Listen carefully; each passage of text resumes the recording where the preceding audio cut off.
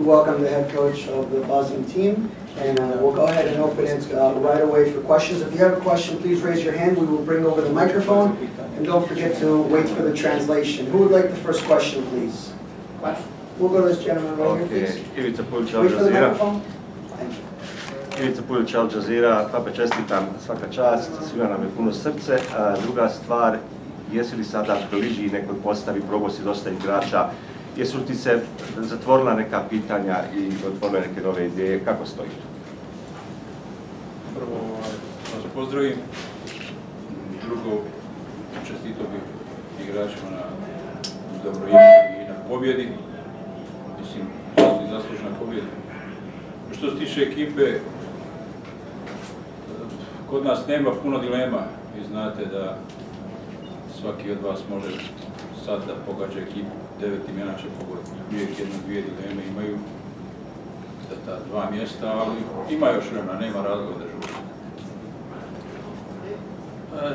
The question was, first of all, congratulations on the big win.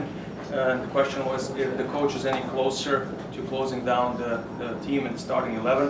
Coach first said hello. First he wanted to congratulate the players on a well-played game and a well-deserved win. As all of you know, I have said that the team doesn't have too many dilemmas. If any of you guessed right now the starting 11, you would be able to hit 9. So, that's it. Next question, please. Right there. Wait for the microphone, please. Vujko Jerović, Bosnian NT, selektore čestitke. Hoćemo li protiv Argentine isto ovako ofanzivno, kao što smo večer? Defanzivno nećemo sigurno, jer mi imamo u ekipi kreativne igrače, imamo igrače koji su orijentisani prema napadu, na tome mi se nećemo protiv Argentine braniti. Sad, da li će nam oni dozvoliti da igramo ofanzivno, to je druga stvar.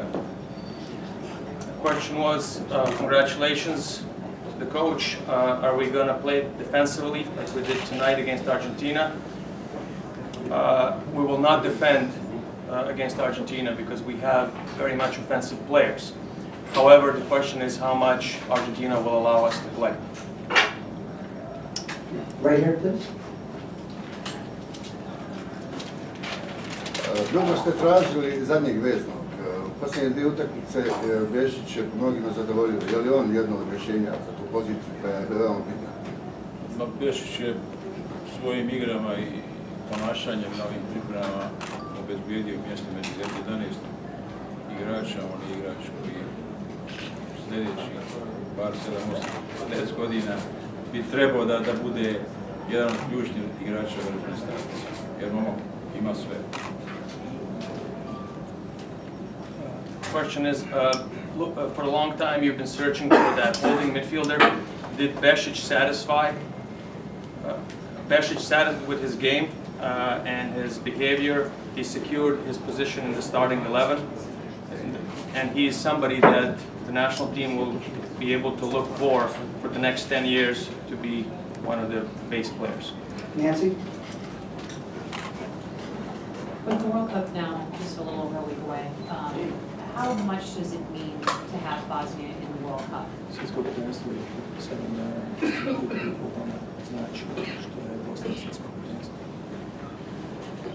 Puno nam znači, mi smo prvi put tu i prije svega hoćemo da pokažemo svijetu da ovo nije slučajno, da smo mi u svjetskom prvenstvu, mogli su se svi uvjeriti da mi imamo veoma dobre igrače, imamo mi isto tako i ambicije da, kao i svaka ekipa koja igra na svjetskom prvenstvu, da prođe taj prvi krug, ako ćemo da vidimo.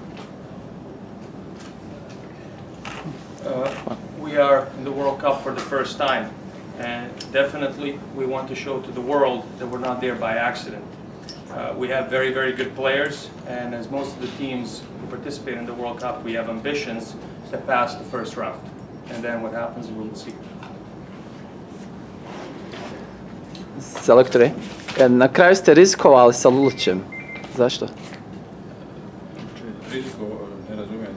U izjavama ranije ste rekli da nećete rizikovati s njim. Ne, on je spreman. Ja Ja sam rekao da bi Čakčića da neće da igra, ali Lulić morao da igra s obzirom da mi izde još jedne utakmice protiv Santosa, nemamo drugih proba, ali vidi se na njemu da još nije potpuno spreman da bi igrao 90 minuta. Sreća, ima još 12 dana do prve utakmice, bit će i on i svi ovi igrači koji nisu još potpuno spremni, ubijeđen sam biti. The question was, you were risking with Lulic tonight. Why? I think that Lulic is ready. I said earlier that Bičakčić will not be playing. However, Lulic is not 100% ready. He's not ready for full 90 minutes, and there's 12 days until the first game. I believe that all of the players who are not ready will be ready by then. We have last question. Hvala lijepo. Nazvalo me nekoliko hrvatskih novinara, kaže da je hrvatska selekcija s velikom pažnjom pratila večerašnju utakmicu. Imaš ti neku poruku možda za Niku Kovača, pa što igraju oni sve skupni s Meksikom? Oni znaju Meksiko kako Meksiko isto njih zna.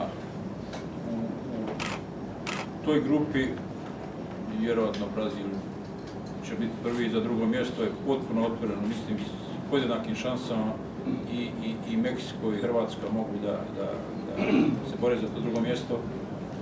Smatram da je Kamerun ima manje šanse nego te dvije ekipe. Od te dvije ekipe vjerovatno će se igrati za drugo mjesto. Misliš ko je bolji, Hrvatska ili Meksiko? Ne bi ja poredio, protiv Meksika smo mi igrali, 2 puta smo izgubili, večeras smo pobjedili. Bilo je vrijeme da pobjedili. Izuzetno su oni ekipe. Croatian reporters called today, and the national team was Croatian national team was following the game, and they were very, very happy to see Bosnia win. Do you have any messages for national team coach Niko Kovač? I'm saying Croatia knows Mexico, Mexico knows Croatia. It's going to be in between those two national teams of who's going to go through. I'm sure that Brazil is going to be the first in that group, and again, the second team is going to be in between Mexico and Croatia. Cameroon has less chances. The question was, who's better? And I said, I do not want to compare. We've played against Mexico twice already, and we lost twice, and we just finally beat them right now. So I do not want to compare. We're actually going to take one more on the left over there. Go ahead. Kako riješiti problem pada, tempa u zadnjih pola sata? Stiče se vremena da sat vremena odgramo stvarno odlično. I onda se desi da padnemo, evo ga ček, pa smo se branili na kraju. Vi uvijek crno vidite. Sada su sve crno, vi ne vidite da smo mi u prvoj utakmici i u drugoj utakmici 6 izmjena izvršili. I ja sam rekao, ima par igrača koji normalno nisu spremni. Jedan Lulić nije potpuno spreman, jedan Mujđa nije potpuno spreman, i od 3 mjeseca. Ajrović koji vrlo malo igra u Galatasaraju, normalno da nije 100% spreman. I kad imaš 3-4 igrača koji nisu dovoljno spremni kao što su ostali, da možda imaš problema. Mi smo toga svjesni, ali ima još 12 dana do početka.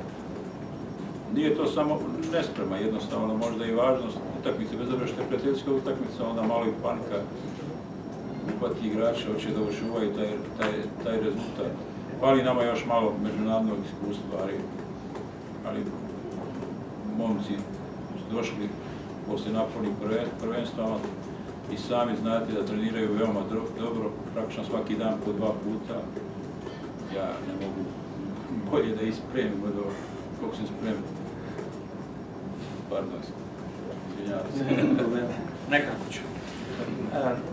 The question was how to resolve the tempo. The tempo fell down after the 16 minutes, and Bosnia was defending with difficulty. The answer was you always see everything black. You always see everything with difficulty. You don't see that we made 6 or 7 subs. Njemu upućeno bilo, Samo njemu. Kritikuje. Znači, svi znaju. You don't see that we made 6 or 7 subs in both of the last games. There are players who are not 100% ready. You see that Lulic and Mujđa are not 100% ready, and Ajrović doesn't play in Turkey as much as we could hope for. So we have 3 to 4 players who are not ready, maybe it was also the importance of the game because we don't have as much international experience as some other teams. I also am training them twice a day, most of the times, and I do the best job that I can. All right, thank you very much, everybody.